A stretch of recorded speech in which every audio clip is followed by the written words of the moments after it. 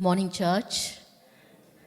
It's wonderful to be here, and it was really powerful what Brian was sharing, where people who have sowed through their lives in this nation, and that's where we are today, living in that freedom. And interestingly, I'm sharing on the parable of the sower.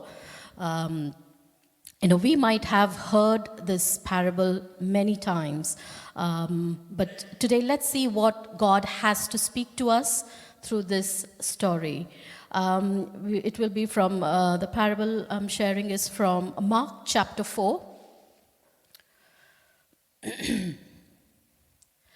So to begin with, the Mark chapter 4, verse 1 to 3, where it says that Jesus, he began to teach by the sea, and a great multitude gathered around him. And so Jesus had to get into the boat facing the multitude, and he taught them things by parables. Now, we constantly hear Jesus teaching his disciples or the multitudes by parables. Now, what is a parable? A parable is a story told using earthly examples, practical examples for people to understand with spiritual meaning. So here Jesus is sharing a parable of the sower, and it has a spiritual meaning to it. And the first thing, verse 3, it says about Jesus, the first word Jesus says is listen.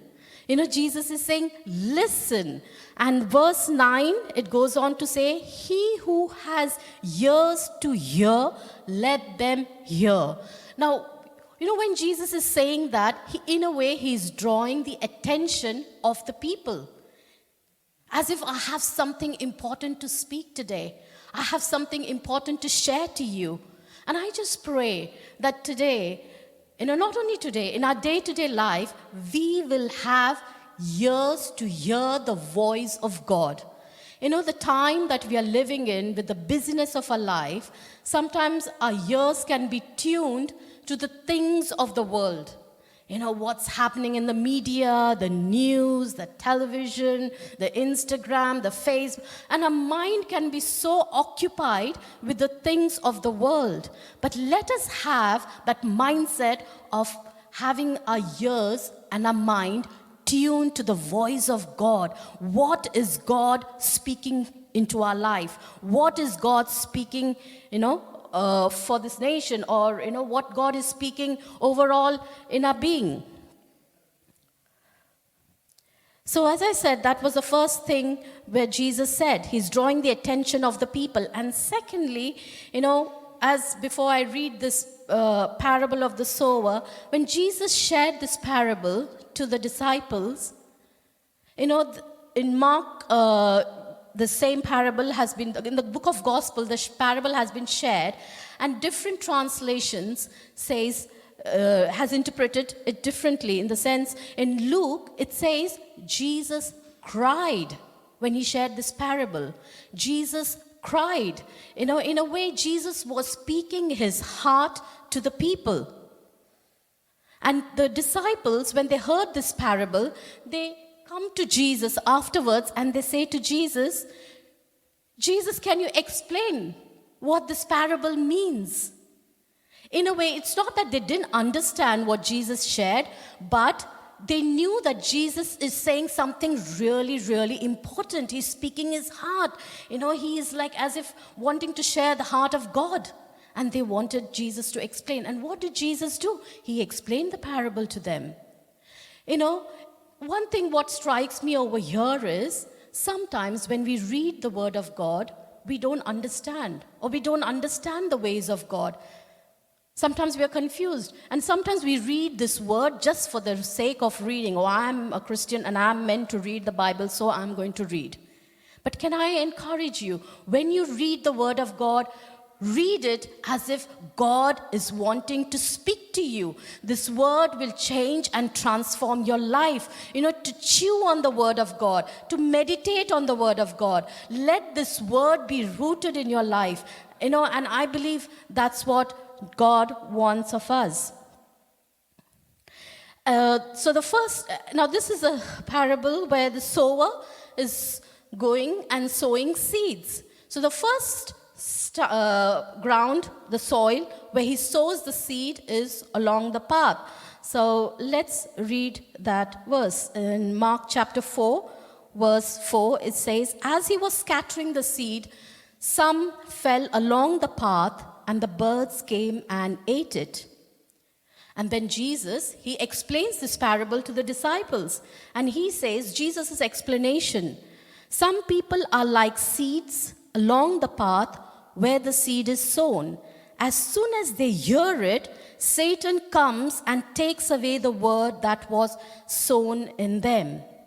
Now the seed over here means the word of God. And the bird here represents the devil. Now, sometimes we can be those people where the seed is sown on the wayside. And I can say from my own life, I was a person once who was that seed on the wayside, where I knew God in a way, but I had not surrendered my life totally to Him.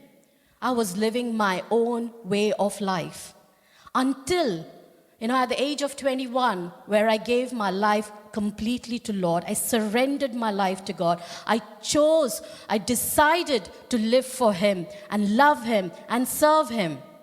That's what God wants us to do, is to be a seed, not to, sometimes we can be very comfortable being on the wayside. And I was very comfortable, being on the wayside. But God doesn't want us to be on the wayside, because the devil will devour you. He will keep having a go at you. He will keep trampling you under his feet.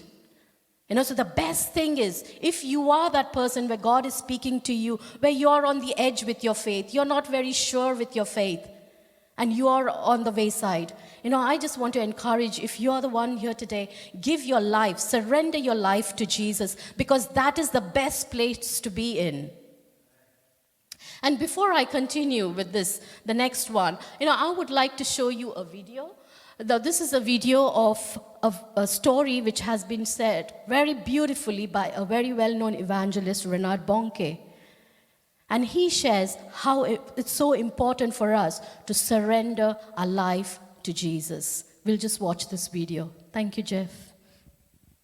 In Australia, then listen. This is how the parable goes. There was a young man who had a double-story house. 5 rooms downstairs, 5 rooms upstairs. A beautiful house. He was so proud of it. And one day there was a knock on the door, a very gentle knock. And when he opened, who was there? Yes, the Lord Jesus was there. The Lord Jesus said, "May I come in?" The young man said, "Yes, Lord Jesus, thank you very much for visiting me. I want you to stay with me. I give you the finest room upstairs. It's the biggest, it's the best, it has the best furniture. It's yours." Jesus is a gentleman. He said, "Thank you." But next morning, there was a terrible knocking on the door. And when the young man opened, who stood outside?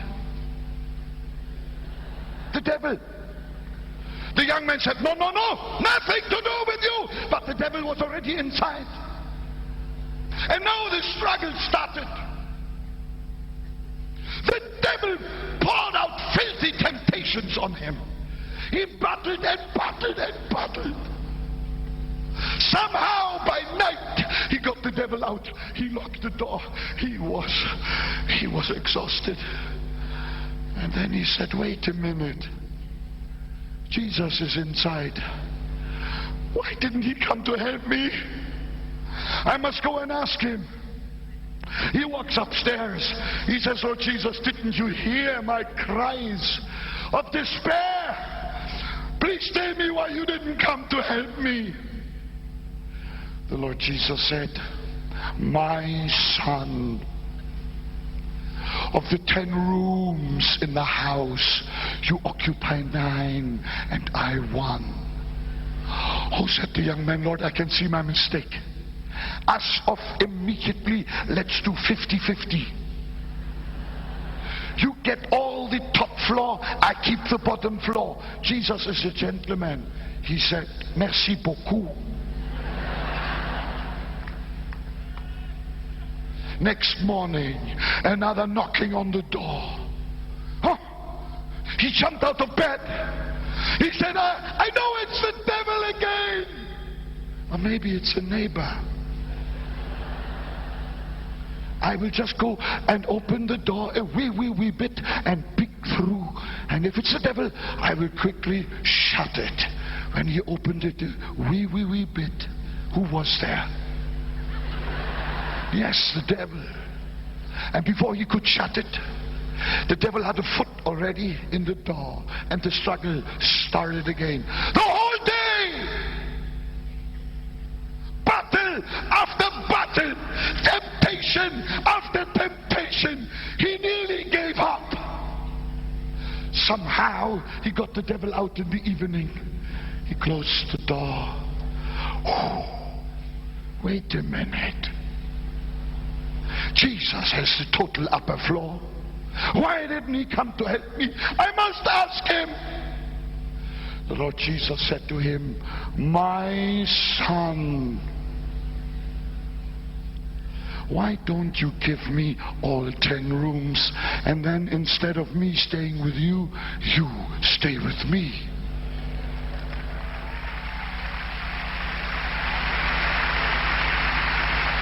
The young man knelt down, took the key of the house out of his pocket, said, Lord Jesus, I solemnly hand over the whole house to you, and I now stay with you. Now, the best is coming now. Because next morning, before dawn, a terrible hammering outside the door. Oh!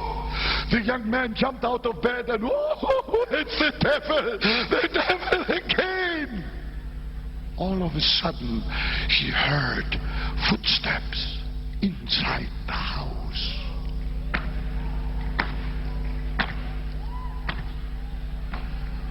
Oh, I'm no more the owner of the house.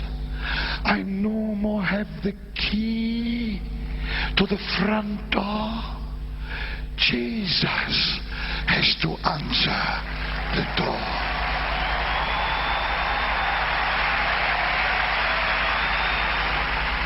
And there came Jesus, marching like a king, the King of Kings and the Lord of Lords, right to the front door, unlocked it and opened it, not a wee bit, but right to the end of the hinges. The young man jumped behind the shoulders of Jesus. He wanted to see what was now to happen. Who was there outside? Yes. It was the devil. And when the devil saw Jesus stand in the door, he bowed very low and said, excuse me please, I knocked on the wrong door.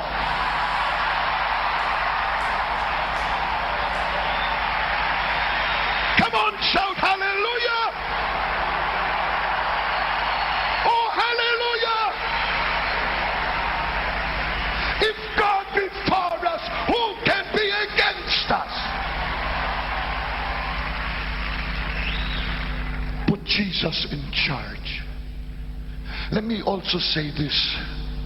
Here are some that have given 9 rooms to Jesus. And on the door of room number 10, they have written, strictly private.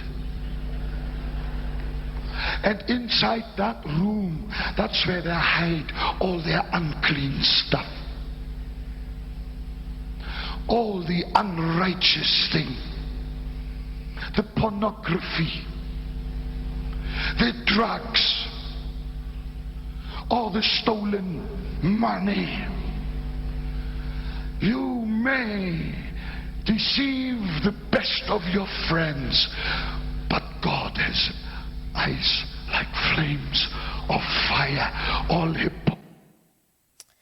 Amen. Hallelujah. That was, I don't have to add anything to that. It's very beautifully said, very passionately. And so it is so important for us just to surrender our life to Jesus and not to be on the wayside. And the second one is, the seed which was sown by the rocky ground. Mark chapter 4 verse 5 says, some fell on the rocky places where it did not have much soil. It sprang up quickly because the soil was shallow, but when the sun came up, the plants were scorched and they withered because they had no root. And then Jesus goes on to explain to his disciples what this meant. He said, the seed sown on rocky places hear the word and at once receive it with joy. But since they have no root, they last only a short time. When trouble or persecution comes because of the word, they quickly fall away. Now, following Jesus, sometimes if anybody has told you, oh, you believe in Jesus, give your life to Jesus, and you will have no troubles. If anybody has said that to you, that's not the truth. You will face problems and even persecution sometimes.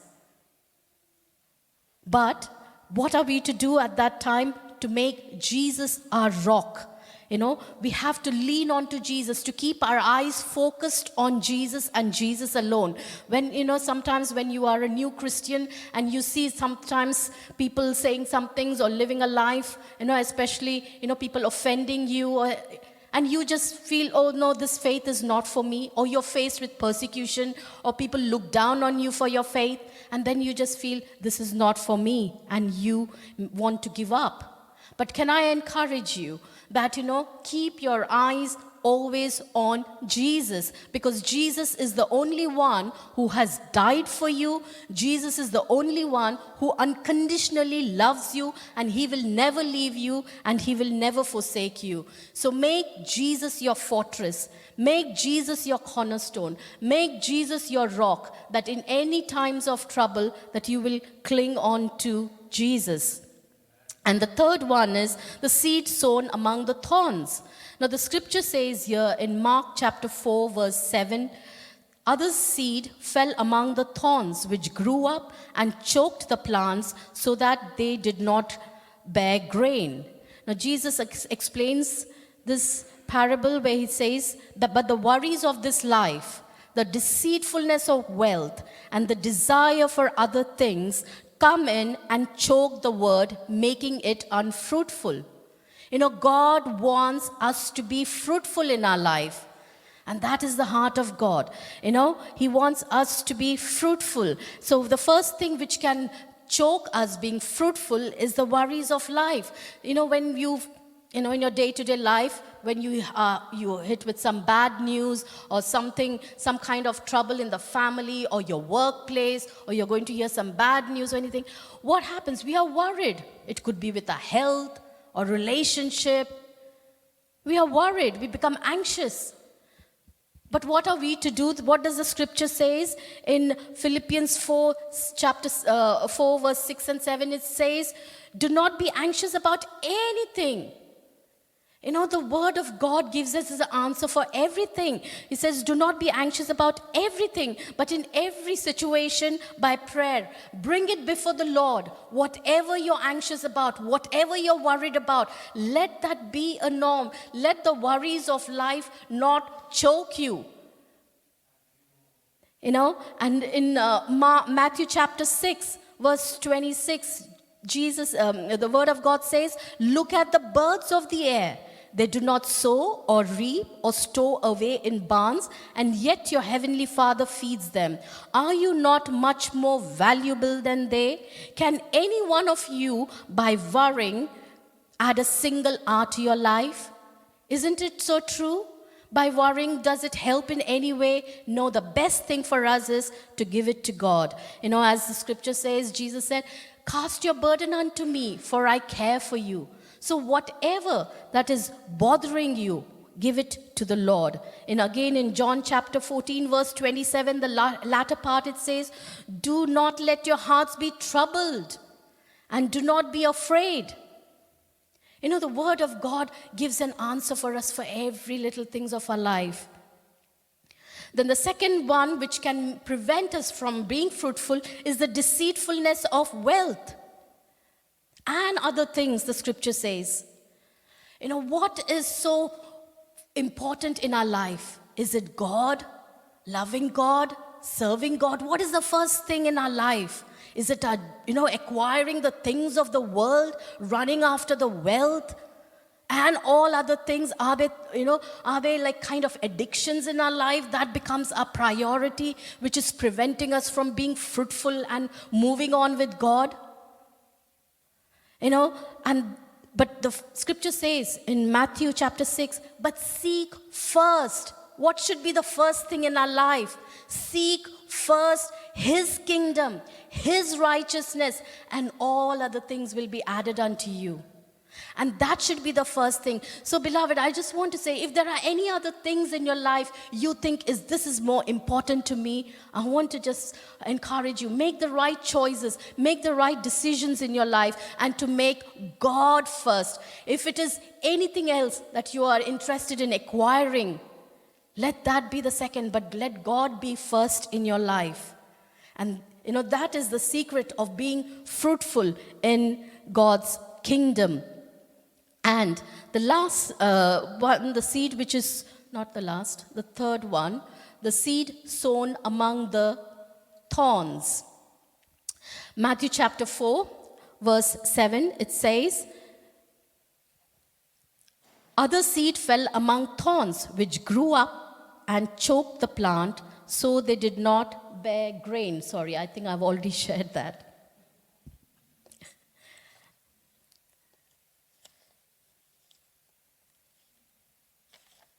So, the last one is the seed which is sown on the good soil. And I pray that we all will be people where the seed is sown on a good soil. That's my prayer, that we will be people whose seed is sown among the good soil. Sorry, my notes are all over. The seed which is sown on a good soil, it says in Mark chapter 4, verse 8, still other seed fell on good soil. It came up, grew, and produced a crop, some multiplying 30, some 60, and some 100 times. Now, this is again, God wants us to be fruitful.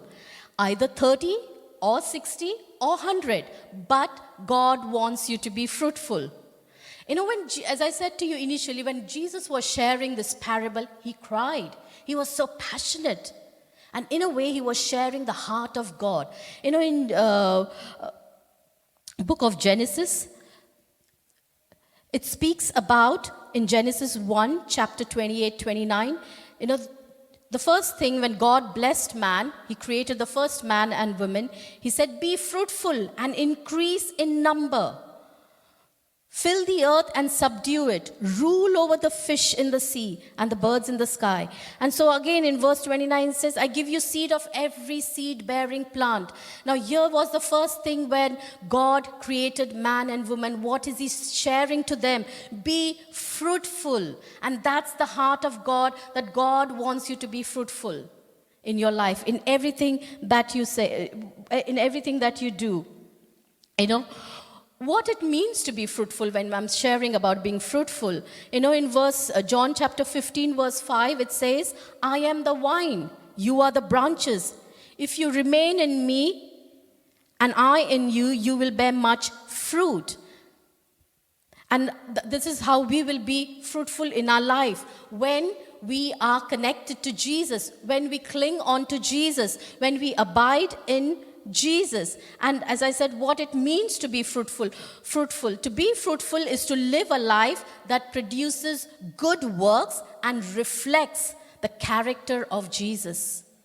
And that is what it means to be fruitful. It means remaining connected to God and allowing Him to work through us to accomplish His purpose. We need to be connected to God. We need to be connected to His Word. We need to be connected to Jesus. And that's how we will be fruitful. And again, in Psalm 1, verse 3, it says, "Who delights in the Lord and in His Word." Psalm 1 is a beautiful psalm.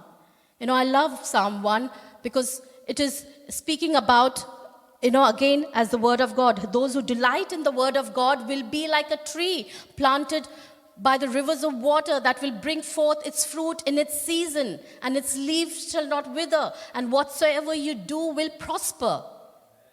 And that's what is God wants us to be fruitful in. When we abide in Him, when we cling to Him, when we meditate on His Word day and night, it sounds so simple, isn't it, to be fruitful?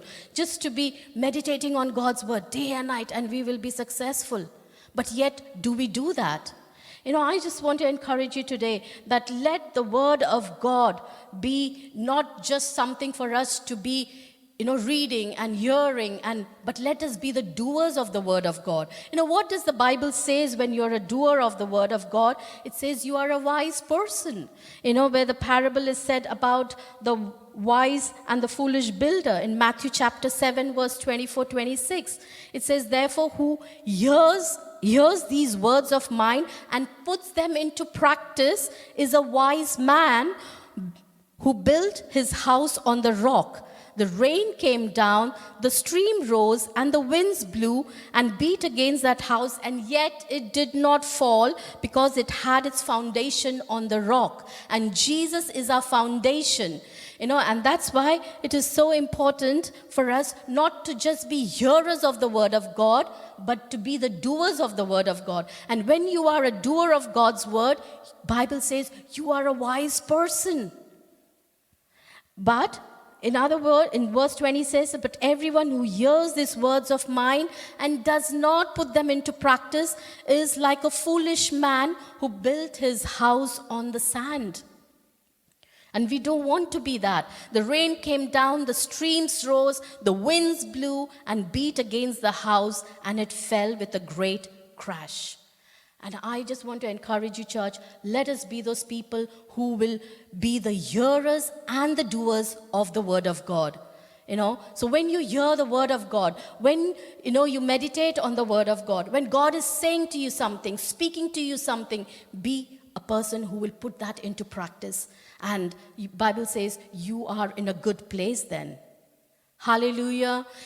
This morning, even as I conclude this message, I just want to encourage you that don't be a seed which is sown on the wayside, where the devil will just take it away. Today you hear the Word of God, or what is God speaking to you, and you go out and you just forget. Monday to Friday, it's all gone.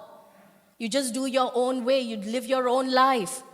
But can I encourage you, every day when you wake up, say, "Lord, what is this day you have for me? Let this day be a day where your name is glorified through my life, at my workplace, in relationship with people. Give me an opportunity that let your light shine through me and let people know you through me." Let that be your prayer.